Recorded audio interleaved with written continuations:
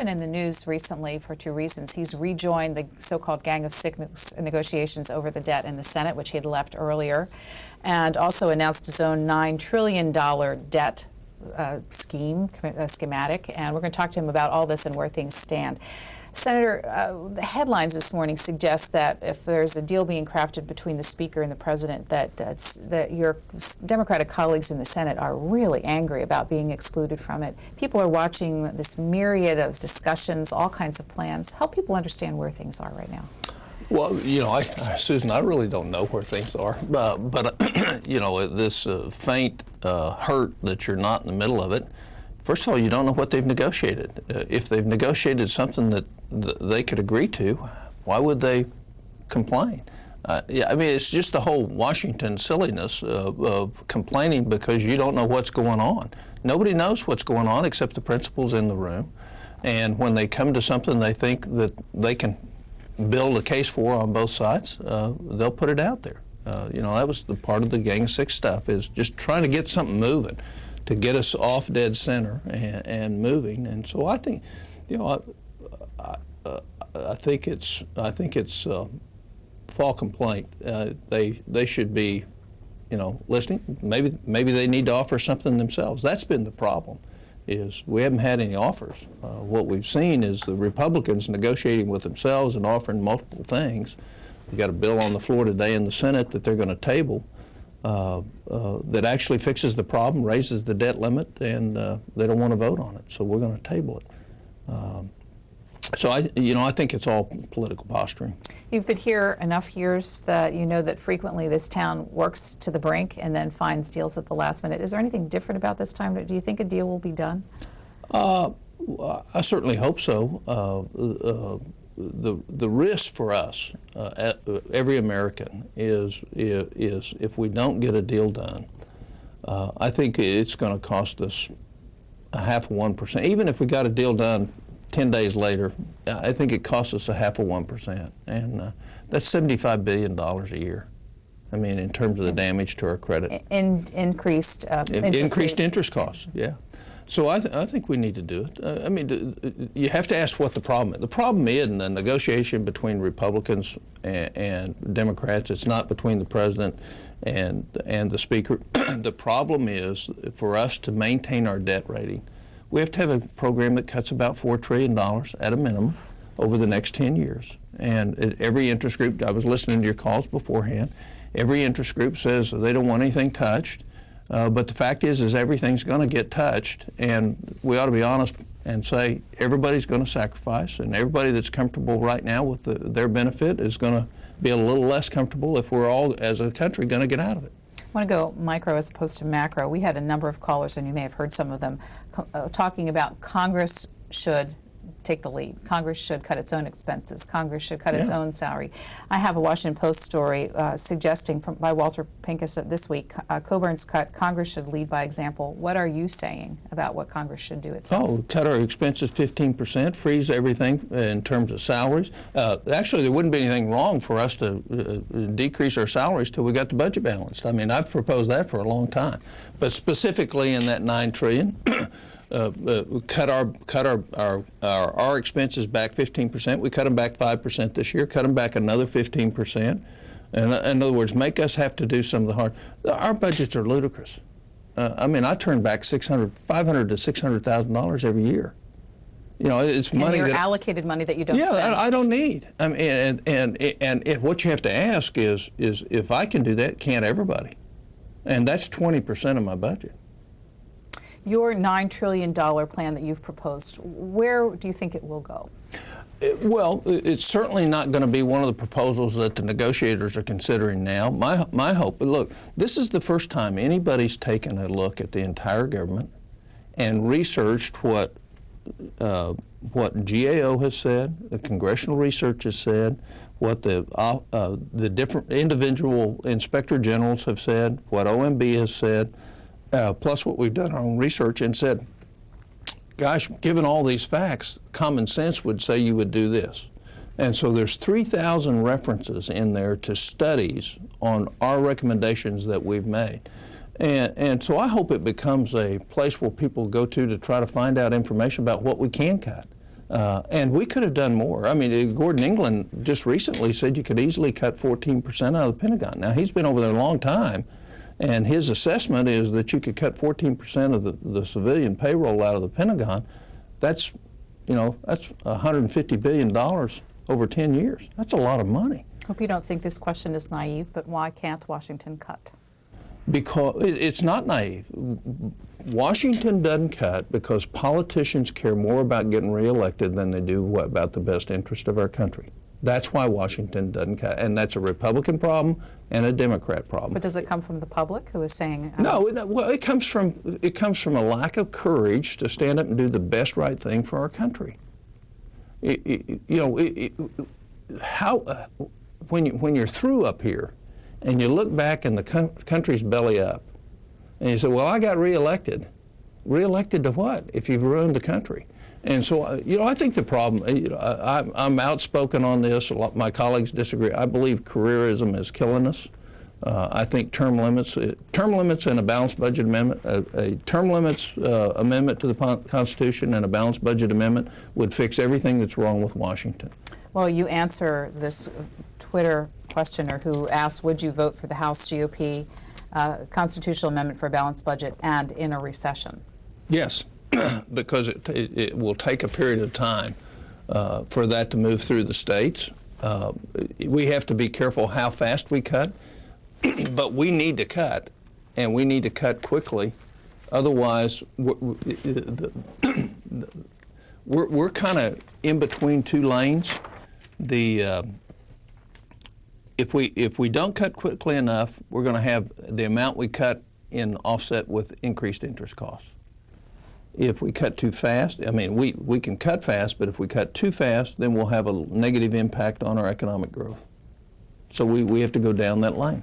And that's why $4 trillion is a minimum. In the Wall Street Journal this morning, his name is Peter Schuck, and he is a professor at Yale, co-editor with James Q. Wilson, whom I think you know, of Understanding America, the Anatomy of an Exceptional Nation, a professor at Yale Law School, and has a piece, The Balanced Budget Amendment's Fatal Flaw. Here's one paragraph.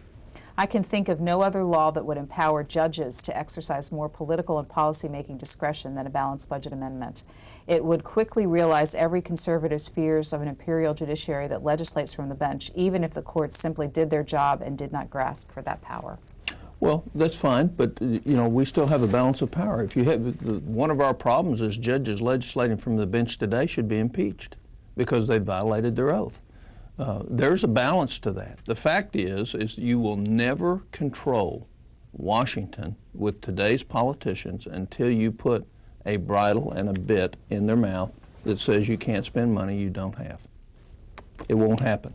I want to get one more issue and person on the table before our callers who are ringing off the hooks here to talk to you, and that's Grover Norquist and his tax pledge. He's got a piece in the Wall Street Journal, I think, this morning, where he is explaining his position on taxes. Read my lips, no new taxes, and why Republicans must not relent on revenues. He was on our program and talked about you specifically. We want to play that clip and have you talk about his influence on this debate right now. The difference of opinion between Coburn and Americans for Tax Reform, between Coburn and the 235 members of the House who signed the pledge and the 41 senators who signed the pledge, is we're for tax reform, but not for tax increases. And Coburn actually voted for a $2 trillion tax increase when he endorsed Obama's deficit plan. But all three members of the Republicans of the Gang of Six not only took the pledge not to raise taxes, but then wrote me a letter saying, look, we are not going to raise taxes. We just want economic growth. I'm for that. Coburn has publicly said in the past, though, that he likes tax increases now. That's passed him by. The Republican leadership in the House have made it very clear that if Coburn continues to be for tax increases, he's by his lonesome on that, and nobody else has joined him. Senator Coburn. Oh, I think he represents the silliness of our political situation today. I don't want to raise taxes. I think it's terrible that we would have to raise more taxes. But if we're going to get an agreement in Washington to fix our problems, when those of us that don't want to raise taxes control the House of Representatives, don't control the Senate, don't control the White House. I think it's pretty stupid and naive to think you're going to win that battle. I would rather fix our country and lose a battle with Grover Norquist than send our country down the tubes and pay attention to a point of view that is suicide. And the fact is there's a lot of ways to enhance the revenue to the federal government. Reforming the tax code is a great way to do it. But we have to get $4 trillion. And that doesn't go away, no matter what anybody says. The president didn't have a deficit plan. The president's commission had a deficit plan. He never embraced it. And so you see all the games that are played with the numbers, which aren't accurate. But look, realistic thing. Plus, revenues are at the lowest point. We're around 15.8%. Revenues coming as a percentage of GDP. And I think there's tons of tax credits and things in the tax codes that are unfair that we ought to eliminate. Anybody that gets something out of the tax code today in terms of a tax credit and a tax expenditure, you're paying for it if you didn't get one.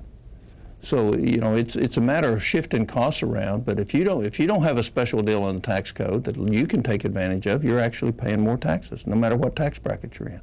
I want to put two very brief pieces of information on the table before we go to calls. Senator Coburn, as we've suggested, has announced his own $9 trillion deficit plan, and here's some just headlines. It would reduce the deficit $9 trillion over 10 years, reduce Medicaid and Medicare spending by $2.6 billion, and eliminate $1 trillion in tax breaks. Senator Coburn is also part of the Gang of Six, and their budget plan looks like this, only in headline form. Reduce the deficit $4 trillion over 10 years, overhaul the tax code to the tune of $1 trillion, immediate spending cuts in the neighborhood of $500 billion, and future spending caps on Medicare, Social Security, and farm subsidies. Let's get to your phone calls for him, beginning with Newport, Rhode Island. Scott's a Democrat there. Go ahead, please, Scott. Yes. Hello. How are you guys doing today? Good morning. Good morning, sir. I appreciate what you're saying, but, I think the whole problem, everything that we're going through in this country right now, has to come down with one simple thing, and that is separation of powers. Now, a lot of people get this misconstrued with, you mean separation of church and state. No. Well, yes and no. In their day, the church was the big power. Kings and queens could not even move without the permission of the church. Nowadays, it's big business. When you have big business influence Washington, D.C., people like yourself, this is what you're going to get. You cannot have foxes guarding the hen house. All right, Scott, let's get a response from the senator. Well, if you talk about specific tax credits, I think he's right. I don't think it's just big business. I think it's the AARP. I think it's the big labor unions. I think everybody. The whole fact is the federal government's way too big, and it's in areas that it shouldn't be. If you read the Constitution, what you also read in there is the enumerated powers, which give a limited set of powers to the federal government, and specifically states that everything that is not listed here is reserved for the people in the states. And the reason we have a $3.6 trillion, $3.7 trillion budget is $1.5 trillion of that or more is stuff that's not our responsibility in the first place. Look, I'm one of the few Republicans that stands up and say, I think we need to eliminate a lot of these tax loopholes. But I think we ought to do it in a way that promotes economic growth rather than grows the government. We invited people to send questions for you on our Facebook page. Here's one from someone named Kevin McCarthy. He writes to you, Senator Coburn, from a 2009 article, projected spending on illegal immigrant entitlements are between 25 and 50 billion, a quarter to half of what cap and balance plans on cutting from taxpayers' entitlement programs. Why are we not more focused on cutting this spending instead by fixing the current epidemic of illegal immigrants in the U.S.? It's a good question. We should look, we're at the point where there ought to be nothing that we are not doing. We ought to be looking at everything. This spring I spent 3 days all across the Arizona border where the vast majority of our problems are. And that's not an unfixable problem. The problem is we're not getting straight answers from the Department of Homeland Security, and we're not completing what we know will work, and we're not training new Border Patrol agents to be as effective as they can because they don't have the language skills. We just put them out there without the language skills. So, no, they're right. The fact is nobody's, you know, what bills have the Senate passed?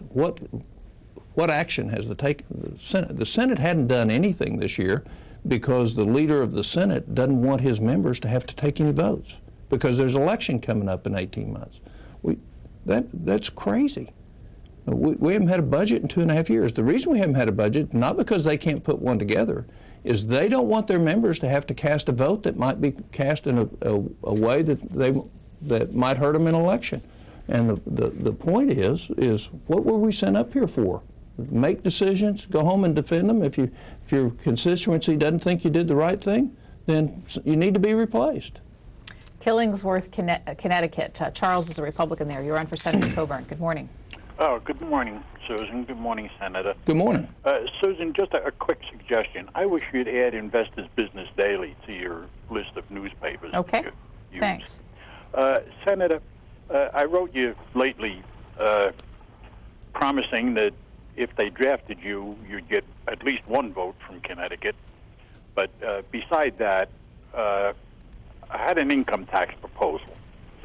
I didn't get an answer to the letter, so I'll ask you now. Okay. My suggestion was this. Everybody in the country can deduct from their income exactly whatever the poverty level is for their family. From there on, they pay a fixed percentage each year. Now, this would mean that we would have to have a balanced budget amendment. The government would then turn around and say, well, this year the rate that you pay is 16%, 20%, 19%, whatever it is, and you just multiply the balance of your income by that number, and that's what you'd mail in. And it would be, the advantage would be that each year, as the government came out with this number, people would be aware of whether the government was going to cost them more money or less money each year. And I just thought that was a reasonable way to approach the thing. I'd be interested in your answer off the air. Thank you. You're welcome. It's a novel idea. I'm not sure I want the government to tell us what the tax rate would be every year, but it certainly would get us engaged. You're kind of talking about a modified flat tax for everybody. I think we ought to just go on and do a national sales tax where with the same kind of thing where you get a credit for the minimum essentials of life for every family or every individual, and you have a national sales tax. In lieu of income tax? Yeah. Or in addition to? You wouldn't need 110,000 IRS employees. We wouldn't spend $250 billion paying our taxes. Our exports would boom because we automatically take about 21% of the cost out of them. That's what's embedded into our income tax system, into the products that we export in this country, and make us super competitive around the world. Would re-enhance manufacturing in this country because it would offset, the taxes would be taken out of the products that we produce.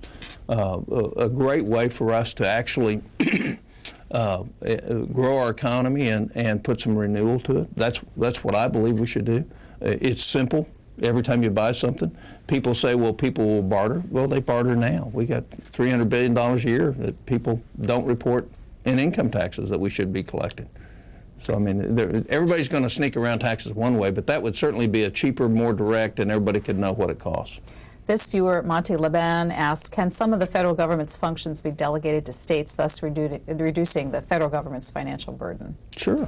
They can not only be delegated to the states, but if you delegate them to the states, they're going to be done more efficiently, more competently, at a whole lot lower cost.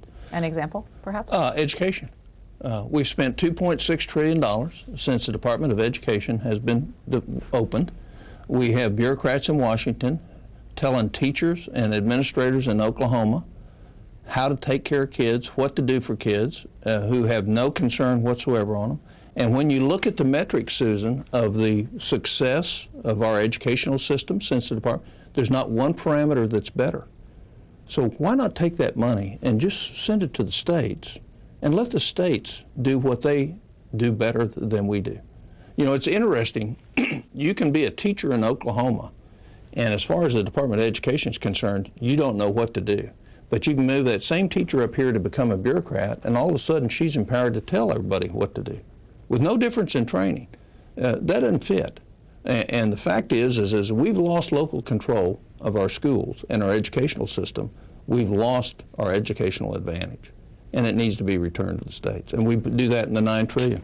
Linda on Twitter follows up to your national sales tax concept and asks, if it's that promising, Senator Coburn, then why isn't there a bill on the floor? There is a bill because they won't let us get it to the floor. There's 21 co-sponsors in the United States Senate.